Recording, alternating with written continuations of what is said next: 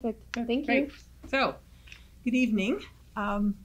Tonight, I would like to focus on ways that we can build support for ourselves and with others who live with these chronic illnesses that deliver so much pain, exhaustion, isolation, along with feeling inadequate, and that because we cannot do all that we would love to do. The grief and anger at times at our conditions, in our illnesses and our symptoms, is so overwhelming that sometimes it overshadows commemorating the season and fully enjoying it. Also, it's important for all of us, the larger group, not just patients, but caregivers and loved ones and families, to remember what Stuart Drescher said in a conference in 2012, which is, there may be one of us that has the symptom, but we all have the illness. So I'm speaking to the larger group.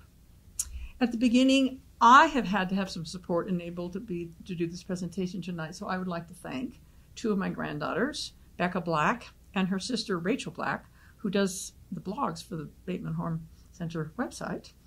And I would also like to thank my dear friend Sharon Swenson, who did all the technological work to make this possible tonight. So I'd like to focus on an inner holiday season and an outer holiday season, because so many of us are so limited in what we can do. I would like to focus as much tonight on the inner process of commemorating the season and enjoying it as we can. So we'll start by looking at what is most important to us or to you about the season. But let me say a little bit of a concept that I'm going to come back to again and again this evening, and that is, we as people or as personalities are really a collection of sub-selves. If you're thinking about it, there may be a Christmas self in you that had liked to have joy and fun, even as a child had surprises. There's also the part of us that carries the pain. There's another part of us that talks and likes to connect with others. So we have many parts of ourselves. In fact, one of my very favorite birthday cards says, "We are all, always, all of the ages we have ever been." So tonight, the focus will be looking at our deepest self, our core self, which some people call their spiritual self, essence, soul, spirit, whichever you want to name, that deepest grounded inner part of us, and try to go there a little bit in order to be able to figure out what we really can do, what we want during this holiday time with our limited capacities. So let's start with looking at our deepest values. One of the ways that we can do that is through an imagery exercise, which I will get to in a few minutes, but I want to start with inviting you to go inside and to think of some of the Christmases past, some of the holiday season, and then focus on what have been some of your deepest values in life and during the season so that we can capture that as we go forward. So one of those is deepening or expressing your spiritual faith. Another one of those is an affirmation of love by connecting with others and the experiences you have together. Sometimes that pleasure and warmth of opening yourself to the experience with another creates, in fact, maybe a larger self or a larger sense of community with other people. Another one that I particularly enjoy, and I'm sure many of you do, is the joy and celebration that music can bring.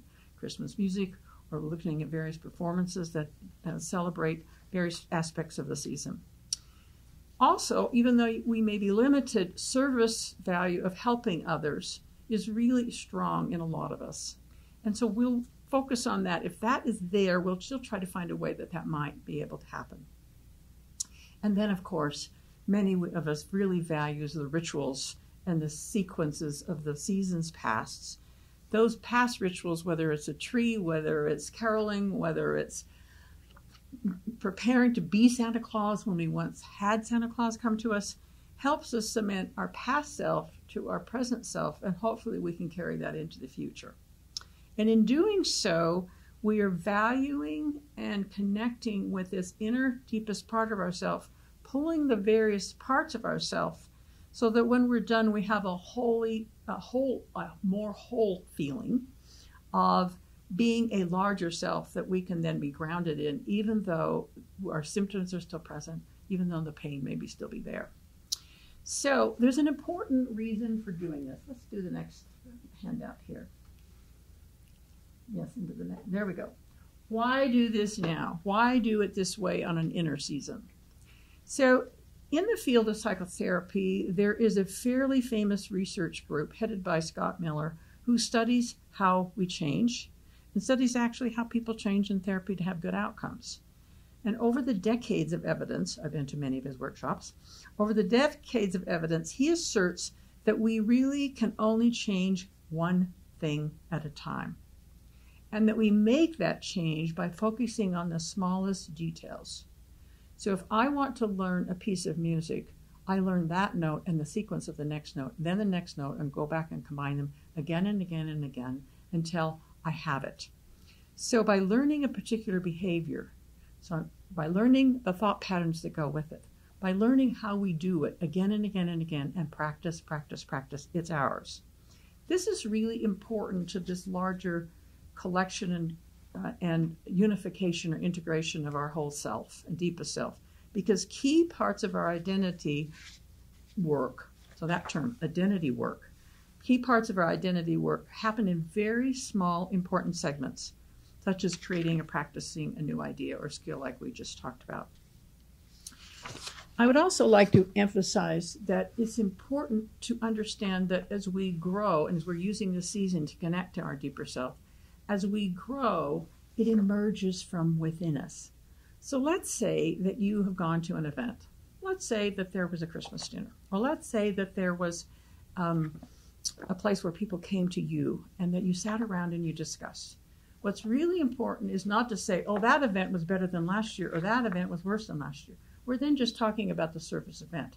But if you say to yourself, I am becoming more grounded, that event came deep into me, and it will stay there over time, you're again integrating yourself in a way that you can carry yourself forward.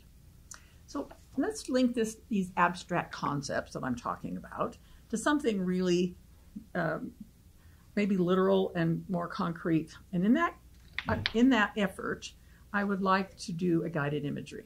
So wherever you are at the moment, I would like you to take a few deep, slow breaths. Actually, slow breaths are really important for relaxing. Where you are in your bed, feel the pillow, feel the bed covers. If you're in a chair, sit and notice how the chair is holding you instead of you holding yourself up. Notice how your feet can be on the floor or wherever they are. Just feel yourself more grounded in your body if you can, and just follow, if you want, for a few moments, what I'm going to say. So I would like you to imagine, while you're taking these slow breaths, that I will guide you into this coming year. I would like to guide you into the middle of January, say the 15th. That'll be on a Wednesday this coming year. And now I want you to move yourself forward out of where you are at the moment and imagine what it'll be like in January. And I would like you to imagine it in a way that you will not have relapsed, that you will be back in your regular life, the everyday complications, your symptoms and pain will still be there, but you have been refreshed and deeply enjoyed the season. So while we do this, I want you to remember in this holiday season what might be the one most precious, important memory that you would like to have. One event, one connection, one thing at a time. And I would like to have that connect, if you would, to one of the values you picked out before. Just pick one. Just pick one value, just pick one event.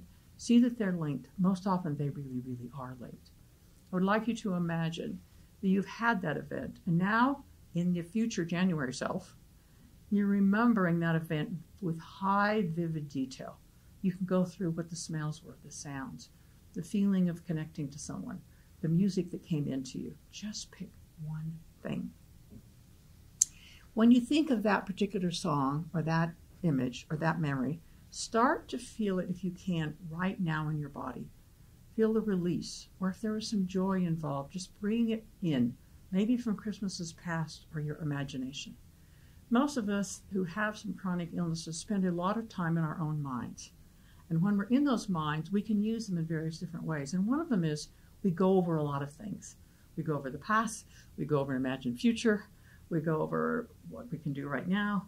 And so let's use our minds now to go into the deepest joyful or calm or peaceful self, to capture the feeling in our body of comfort or of joy, of peace, of celebration, or whatever that we most would like to capture in January because we can look back on it.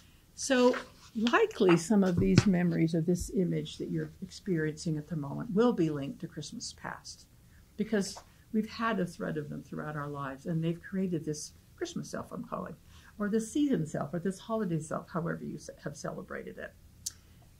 I have a word of caution, however, and that is sometimes these memories will bring back traumatic or difficult memories. They'll get flooded in with what we really most want to enjoy. I'm going to ask you for just a moment, if one of those come up, to please ask it to leave the room, close the door, leave it out if you can, so that you can distill it into what you want the most. So if you will now come back to the present, come back to us talking here in the room if you'd like, and then focus again in the present on that one event, that one memory, that one situation, that one connection that you might want to have. So we should now look at how do we make this happen. So here we are right here. There is a great book from years ago called Unplug the Christmas Machine.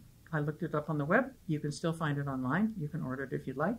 But essentially what Unplug the Christmas Machine says is that how do you pare down everything inessential in the Christmas season or the holiday season to what has the most value? And that's what we're focusing on tonight. So what will happen often at this time of year is that we have quite a few expectations. We have feelings of being within our symptoms, and many times of feeling isolated, being inadequate, feeling pressured, overstretched, and also sometimes we deeply mourn the loss of functioning that we had in past holiday seasons. We're often caught in the opposite direction of people wanting the celebration to be merry and have more joy, and we would want that for ourselves. But what I often hear, and you probably hear too, is, okay, create a good balance. Create a good balance between what you can do and celebrating and living your life. Bluntly, it cannot happen. There is no such thing as a balanced life, and particularly during this season. So the expectations of the Christmas machine cannot be met. Not by any of us, even when our symptoms are in remission, and not by anybody who doesn't have a chronic illness and is fully abled. So what we want is our ability to carry it all off, and it really can't be done. So the realities merely match the expectations of what we want. So tonight, by paring down to one memory, one event, one thing that we want to create, then we can pull back from that insidious idea that how busy we are and how much we accomplish is created and equated with our at deepest worth. It is not. One of the hardest things to overcome is understanding that we are worthwhile, that we are our personality traits and values, that we are our generosity, that we are our connectedness, that we are our curiosity, we are our intelligence. We are all connected in different ways with each other. That's who we truly are. And so that's one of the reasons, again, I'm focusing in this direction. So now that we're in the holiday season already, what do? So I've had 2 knee replacements, and before both of those replacements, my doctor outlined a prehab or a prehabilitation protocol that he wanted me to follow for at least 2 months before the surgery. He wanted to make the rehabilitation afterwards much easier and much easier and much shorter. And so let's follow that idea right now. What can you do, for instance, this week, tomorrow, whether you're a patient, a loved one, or a caregiver, to take some event or some duties or some expectation about what you should do off the calendar? Just take it off. Or when planning or considering all the multiple events that might come in this upcoming month, what can you cancel or not attend? And in that canceling, can you find some open space and time to have some rest, some soul rest, deep rest that lets you keep coordinating what you value most with others, so that you can create a good inner holiday season? So we're circling around the idea again and again of pacing ourselves now in December so that we won't experience a relapse in January or forward into the year. So turning inward before we turn outward sustains our larger self that is bigger than the current circumstances. So let's consider some tools for this rehabilitation. One of them is, where are we here? Tools for the process. How much battery life do you have? So please take some time, if you haven't already, to assess how many minutes or hours of a day you realistically have to function. Much like with your mobile device, the battery drains more quickly when you're using a high demand function, such as going to the doctor, preparing a dinner, having multiple people over. That's high demand and drains faster. Or in the same way, if you're watching a favorite holiday movie, for instance, or if you're listening to an audiobook, or if you're listening to something that's restful but you're still engaged, that's a slower release. So let's say for a moment that you have 2 hours a day. That's all that you can do. After that, the symptoms, you become too exhausted, you become tired, you can't function, or your brain fog comes in, or multiple other symptoms. So let's say you only have 2 hours. Some people have less, some people have more, but just take that for an example. So let's say you have a 2 hours a day if you've had enough sleep the night before, which many times is not the case, which then your battery's already drained when you wake up. So let me see where I am here. This sense of scope of how much time I really have is one of the most important tools, because then you can create a larger sense of an event or an interactional process you might want. If you have a little more and you have less, you can do a little less. It needs to be editable is what I'm trying to get at. So the more that we can focus on that, then we can do the next thing, which is I'm going to go back to what I said before, is that if you start to have difficult memories of the past, send it out the door. One of the more important things to do and to enjoy ourselves is to find ways and tools to avoid ruminating. Because we will. We just will. Our symptoms cause us to do that. That's not anything wrong with you that you do it. It happens. It all is. And so I have had my own moments and years of also practicing and playing with and trying to avoid and so on. So let me give you a couple of ideas. One of them is, it's the quickest way and one of the most effective ways, is to deflect and distract. Find something that takes as much focus, that is positive. It's called thought switching. You switch it. So in other words, we can't stop the TV, but we can change the channel. So we're talking about channel changing. So find a piece of music that you can listen to note by note, word by word. Just let it run through you. Focus, focus, focus, focus. It's also one of the exercises of mindfulness meditation, that you bring yourself back to the breath. You bring yourself back to the guided imagery. I hope you all are listening to some guided meditations, so you have some practice with this. We often think we should rethink. In the middle of ruminating, we should really think and be logical and do it the right way. It's not possible. When we are ruminating, we are agitated. We cannot reconstruct our thoughts at that time. It's simply important to change the channel, move to something else. So pick out a menu. So one of the ideas I'm having is that you pick out a menu, the things that you can focus on, instead of when you get caught in difficulties, so that you can go back to what you might want to enjoy. So pick a menu. Pick a menu of music, pick a menu of really good memories, some of them related to the season and not. Pick something you can do. If you can move around and do some things, do something that you know really engages. If you can cook, you can just follow that recipe and every little detail, so you take your mind out of it. So that's a really important tool. The other one that really makes a difference, and actually maybe one of those things you can switch to, is practicing gratitude. The reason I'm mentioning this one is that speaking gratitude, not just experiencing it inside, but speaking aloud to others, is one of the better antidepressants around. There are many others, like exercise, but we can't always do that. So practicing gratitude, say it out loud. If no one's around, say it out loud into the air. Say it to all the different parts of yourself. Say it to those that need to be comforted. Say it out loud. Do it in very specific detail. One important thing to know is that the smaller the detail, the bigger the punch. So if I say to one of you in the audience, I really like your hair, that's kind of pretty broad.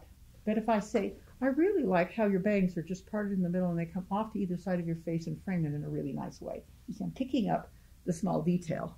That's true, by the way, to somebody I'm looking at. Picking up the really small detail to yourself and to others has a bigger punch. The last thing I have in terms of the tools isn't on this handout, but let me just say it quickly. It's important that when you're thinking about an activity or an event that you want to create for the season, that you really realistically plan how much time it will take to prepare, to do, to whatever.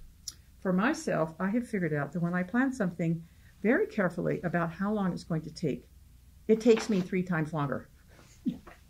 So I then just do it by 3. I thought it would only take me maybe 2 or 3 hours to do this presentation. No, I've spent the last 2 days with the help of others, which, by the way, I'm glad to do. And I'm so hopefully this presentation is helpful. Now let's switch to the last slide. The support for the outer. I'm not going to spend as much time on this because there are many resources and there are a lot of discussion about how we do things with others. And my hunch is if you will just take a perusal of all the many wonderful videos on the Bateman Horn Center website, there are plenty of ideas about getting support and so on. So I'm going to just focus on a couple of 2 or 3 things here. One of them is, if you would want to create an event that in January you can look back on and it has the most value, talk it out loud with somebody. Whether they can help you with it or not is another question. Just talk it out loud. Just say it. Make it alive. Much like you're unplugging the Christmas machine, you can still go for that one central part of your heart's desire. Plan also how much battery life it will take. And then, as I said, double or triple or whatever of it, because we often miss out on the little details. We just think of the big event. The other thing we might do here, and so, is offering service. Let's say for the moment that you are very limited in what you can do. That you have less than 2 hours, or that maybe you're confined to bed, or the pain is so bad it is hard to switch focus. It still helps, much like gratitude, to offer some service. And many times that can simply be texting somebody what you're grateful for and that you like them about. Or many times they will offer to come over. But you can listen to them with an open heart. One of the best gifts you could ever give is to listen to somebody else say their life, however difficult or wonderful it is, with an open heart. And there's one tip I have here. Learning how to listen takes a lot of skill, and I'm not going to go into the details of doing it. I'm just going to say I'm going to give you a tip. Go online, just Google listening skills. Plenty of stuff will come up. And then you can learn how to listen with them just telling their story and you not interrupting with yours.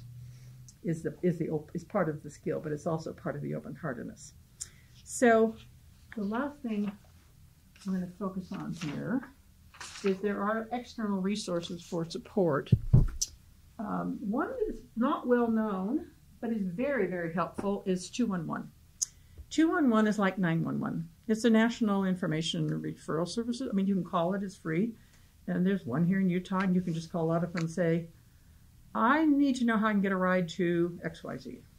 I would like to know if there's some support services for how do meals go. What happened? Ask them anything. They will let you know. They will maybe give you a reference to a website if you don't have a computer. Just have them coach you through it, have them coach you how to do it. So that's just one resource that's there available all year long, but you might use it now when you're kind of stuck and I don't know what to do. And then, as we've already said, that there are so many videos on the website that I think are helpful. And sometimes, let me just make a quick suggestion.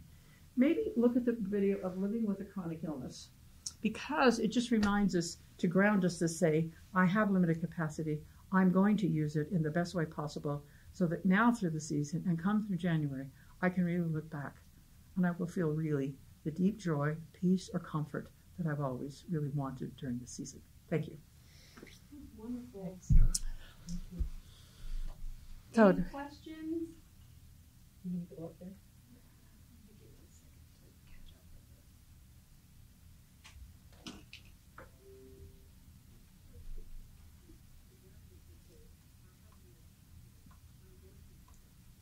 So, thank you. What questions do you guys have? Yeah, we're now looking at question and answer. I'm glad to answer any I can. We had a comment listening to this while writing tomorrow's lesson plans, which, yes, always takes twice as long to write. Yes, they do take twice as long. What sort of questions do you guys have?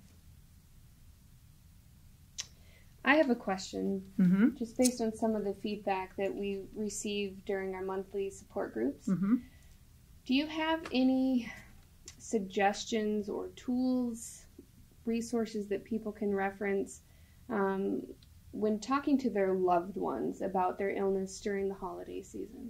There's a lot of pressure to, try to get to the events, and I really like your pre-holiday strategies. Your prehab. Fueling up. Yeah.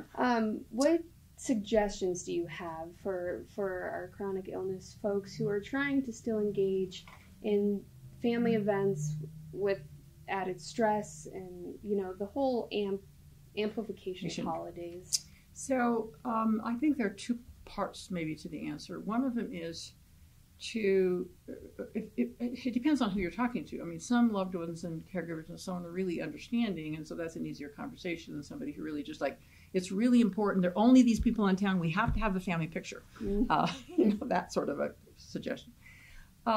Typically speaking, if you go back to what the one thing you can do or the two things you can do and say, I'm available for this, but I'm not available for that. And so you just repeat it. In assertiveness training, there's a strategy called the broken record technique. It was developed when we had records. But what it says is you say the same thing again and again and again. Well, let me just give you an example. Let's say you're asking me to be there for the family picture, and I can't be there for the family picture. I know they can Photoshop it in. Anyway. Technology. Okay, let's just say. So you say, I'm going to an event. There's a certain choir performance I really, really want to see, and then I have the energy to do that, but I know that will be the day after, and I won't be able to come. And you will say, but it's really, really important. Yeah. But it's really, really important. Yeah. I know it's really, really important. I know that it's wonderful to have everybody together. And then I will be so exhausted that I really will not be able to go out of bed. I won't even be able to think clearly. And I know that may be hard to understand, but that's the case. Now come back at me again. So is it truly just being honest about it's truly being honest about, yeah. And so if the person then says, well, isn't the family picture more important than a choir performance? You can say, all of it is important. So what I'm doing is I'm empathizing with what the person says, and then I'm going back and repeating exactly the same thing, which is, I will be so exhausted, I'm not even sure I'll be able to make it to that choir performance. I'm not sure whether that will be the case. I know it's hard to understand. So you see how I'm just repeating. You pick out some targeted, quick way of saying what you can do, what you can't do. You empathize with the other, and then you go back. After about 3 times, people stop because they realize they're not getting anywhere. They may be mad, they may be upset. Well, you just want to simply say, oh no, it's really hard. It's all hard for all of us, and I just am not able to. People really sometimes don't understand the nature of the severity of the illness until you keep repeating it in simple, concrete ways. The pain running down through my side and back is kind of a level 8 today. And will be by the time I walk around for a little while. And so I don't know that I'd be able to do it as a family picture because at level 8, there's nothing I can do but try to handle the pain. So you be very specific about what it is. This is really crucial. You say it in a calm, warm voice as much as you can muster. Because if you're irritable or angry with them for competing pressure, they will only hear your irritability and anger. They will not hear that really your bodysuit is not doing very well. And so that's sort of one of the strategies.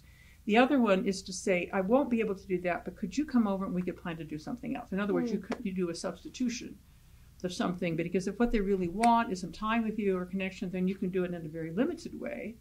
And maybe somebody, well, I just want a meal with you. And then there may be somebody else who will bring, and say, well, just come over, we'll just have something little to eat, and you can maybe do a little bit of the work, or maybe somebody else can bring over something. So essentially substitution, but minimizing the time and energy it will take is also one way I think that might be helpful. So kind of being your own best advocate. Yes. And putting You have to find inside all those different parts of yourself, you have to find your advocate self. That's right. That's hard. That's a hard hat to put on when you get pulled in so many directions. It is a hard hat to pull on, but by practicing ahead of time, any of these skills, if you can practice them ahead of time, or maybe invite somebody over and say, help me out here. I want to role play with you. I have to tell you, by the way, that one of the quickest ways to learn something thoroughly is to role play it with somebody. So let's say somebody's coming over that's going to be difficult a little bit. Bring a couple kids and things are too bouncy, or your kids are too bouncy with their kids, or whatever. So if you have a friend come over and say, okay, I need to say this, can I say it out loud to you? And just like we did, ask you to say some things back, and like, be hard on me, keep coming at me, right? And so you keep practicing it. Once you've said something out loud and coordinated your breath and your voice box and your tongue and your mind again and again and again, then you can do it. You can't do it just by thinking it. You really have to do it. And then that emotion kicks in when it's live. And if there's nobody to do it with, and you happen to have a smartphone, give yourself a video selfie. Set it over there and just record yourself doing it and go back. I know everybody gets embarrassed, but nobody's watching but you. And so just go back and forth until you've got it. It's hard and you'll have limited energy to do that. So again, you can learn one thing at a time. We change one thing at a time. So if it doesn't go so well this season, oh well. Your health and this connection to your deeper self is more important, or oftentimes our deeper self is connected to somebody, other people. That's one of the things we want. And so guard that sort also. Yeah. Okay. We have a couple of comments here and questions kind of woven in. How do you help someone understand that even mental energy is very exhausting? You'll hear, you can sit on the couch at home or sit with us. The only difference is that with us, you're not alone. And on the flip side is, how do you help that individual understand that being within the chaos can be just as exhausting as being physically active? So sometimes it helps to create a comparison. So if you happen to know this person is really good at literature, but they can never get math or they can never get physics, you can say, tell me about how hard it was to sit in that physics class or that math class. Could you ever really understand it? Did you your mind spoke off and you couldn't get it? It's like that all the time. So you try to find some comparison that they have, or if they've had surgery about something, you can say, remember the pain, right? Whatever. It's kind of, if you get a comparison within their own life, sometimes people will understand that a little better. But let's say the chaos of too many people around. One thing that sometimes chronic illnesses do is create more of what is called sensory processing difficulties. So noise becomes more aversive, or the complexity of too many people moving around does, or the feeling of, clothes on in a certain way or whatever. We just become more sensitized. And so you can also explain that. You remember when you're itching and you couldn't get the itch to stop? Well, it's sort of like that. So that's one of the better things to do, is to try to create some sort of comparison into their life. And if they still don't, it's just hard, right? And to say, I'm sorry, we can't reach an understanding on this. I wish we could. But it looks like we're not going to find a way to kind of match up. But gosh, I have a bunch of reading material. You can go to this website and there are all kinds of videos. And maybe if you just listen to them for a while, they can tell you better than I can tell you. So again, you would refer them back to other materials. And if they're really interested, they'll go watch. Yeah. And if they're not, they won't. And you'll know that really it would be nice to have a better connection, but not. But if somebody keeps pressuring no matter what, at some point you'll have to say, I'm sorry, that's all we can do today. Or that they become, that's right. Yeah. And simply say, I'm sort of worn out. Or you can say when they come, I have a 20-minute time limit, and then my battery life is out, and then my alarm clock goes off, and I just kind of close my eyes and drift off. Do it. There's a passive way to stop, is what I'm trying to say. You don't always have to do it out loud that way. So there's a different ways that you can do it. Yeah. Mm-hmm. What I'm hearing a lot of what you're saying is boundaries. Boundaries for yourself, setting boundaries with your family members, and keeping to them. But I'm also including what often gets missed in talking about boundaries is about reinforcing the individual self. But I'm also emphasizing having empathy for the other person or repeating what they are saying that they believe or whatever, as well as then reaffirming what you're saying. So then you keep the connection, because if you just move towards boundaries, you're going to feel just more isolated. But if you find ways to also have empathy for what they're in, like, it's hard for you. You've come all this way. I can only spend 20 minutes. I just am really so sorry. Let's just maybe have a video chat on the phone next month or something, or next week. So you're then keeping the connection going, as well as your individual self being protected or going at the same time. So it's really, so one person put it this way, that we both have needs for connection and we have needs for autonomy and individual self. And if they are roughly balanced as much as possible, then, and it won't. I mean, at times it will really go out of whack. But essentially that's what you're trying to do. You're trying to keep both alive. Yeah. Mm-hmm. We have another comment question. This individual indicates that she has a pretty supportive and accommodating family. Mm-hmm. However, when she gets around some family members, there could be a lot of pressure and questions around, what have you been doing? Mm-hmm. And you're so young. Why Mm-hmm. are what are you doing? And so it's hard to almost explain the illness. She said that she's nervous about seeing them and fielding questions about what have I been up to when I'm mostly managing my illness and trying to sleep and get well, or why I may sit around a lot while visiting. Do you have any tips on fielding those types of questions? A couple of ones. One of them to say, it's a mystery to me too. Yeah. We're all trying to find this out. One of the things the treatment and help I'm getting is trying to understand what we already know, and we only know, the fog's only been lifted a little bit. We really don't know entirely. We know more than we did. We know that it is a physical illness. So if somebody has pneumonia and they end in the hospital, we know that that is a physical illness. This is a physical illness. I'm trying to figure it out too. Mm-hmm. But one of the most common prescriptions, and this is what I'm doing, it is what I am supposed to do, which is to sleep, is to rest. And then you might, if the person is open and supportive, you can talk about, that exercise rebound fatigue, for instance. You can talk about that actually if I do beyond my battery life, I am going to relapse and it's going to be worse, and we can talk even less. Yeah. Yeah. So you could kind of fold in the stuff that we've already talked about, or the strategies we've already talked about, but it's also important to say, I'll come back and talk to you about this again and again, because I really know you're curious. I know you're supportive. I know you really want the best for me. I wish I weren't so young either. I really mourn and grieve, and maybe some of that mourning and grieving about what I can't do, we can do a little bit together. I like that. We can sit and talk, and because it really is about grief, a lot. Yeah. Yeah. Honesty. Very honest. So it's finding that you're trying to match honesty with kindness. You're trying to be warm and empathetic, or at least calm and empathetic, while saying the truth as much as possible. Now, keep in mind, some people can hear more of it than others, or a bigger explanation than others. It's just that if you tell a lie or you're not honest with yourself, then you have to work with yourself later on. Later on, you'll have kind of an emotional relapse a little bit, because then it's like, I wish I could have said this, and I'm mad about this. Ruminate.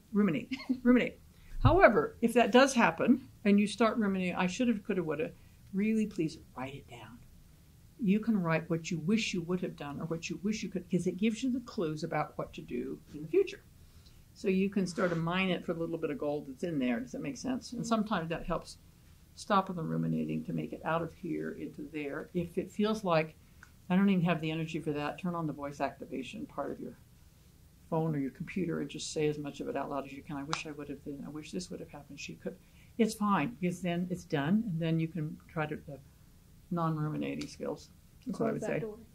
You close that door. Yeah. That's right. You close that door, switch to something else, those sorts of things. Yep. Mary Beth, this has been great. Do we have any other questions out there? A couple of tips that people have provided to one another in here regarding, when there's noise and chaos with the holidays. Sometimes it's as simple as putting in some earplugs. It's okay to do that to kind of help get yourself away from the overstimulation. If you do have to travel through airports or bus systems, whatever it might be, again, it's not rude to advocate for yourself. Put those earplugs in. Or you might then wrap yourself up to give it meaning that you bring something in, you wrap yourself up. That's a signal to not intrude. You know, that's to people. Well, then if they're, you know, we won't intrude as much if you have a kind of a scarf around that says, I'm right in here. Yeah. Yeah. I like that. Eye masks is another one to kind of help with overstimulation, sometimes with all the lights and the noises and everything. Mm-hmm. Though they're pretty, they can be overstimulating. So I'm not seeing anything else trickle in. Any questions from our audience? No? Thank you. Thank you. My question is, what do you love most about the holiday season? What do I love most about the holiday season? What I love most about the holiday season is finding just the right gift for other people. Luckily, it's become an easier search as my kids and grandchildren have gotten older, and what they want is easier for me to figure out. But I love to have just the right gifts, and then I'll tell you what it is. It's just the right gift, and the look of surprise that isn't just like, oh, this is great, but like it matches. It matches somehow what they love the most, or what reflects their deeper self. If I can figure that out, yes. Well, Mary Beth, thank you so much.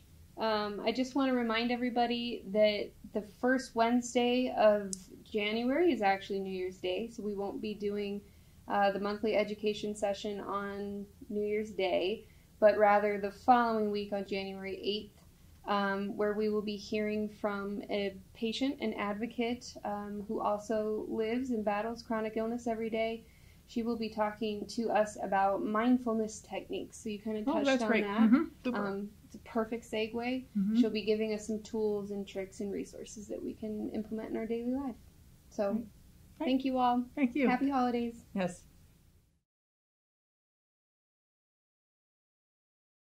The Bateman Horn Center, BHC, makes programming and information available for educational purposes only, not to provide specific medical or clinical advice. By receiving this information from non-BHC sources, you understand that there is no provider-patient relationship between you and the presenter. External views, information, or opinions expressed during these events are solely those of the presenting individual or individuals and do not necessarily represent those of BHC and its employees. BHC does not have any relevant financial relationships with the presenter to disclose or conflicts of interest to resolve. This session will be recorded and published on BHC's public platforms. Please do not disclose any personal health information during this live event. We strive to ensure the privacy and respect of all participants are maintained during these collaborative events.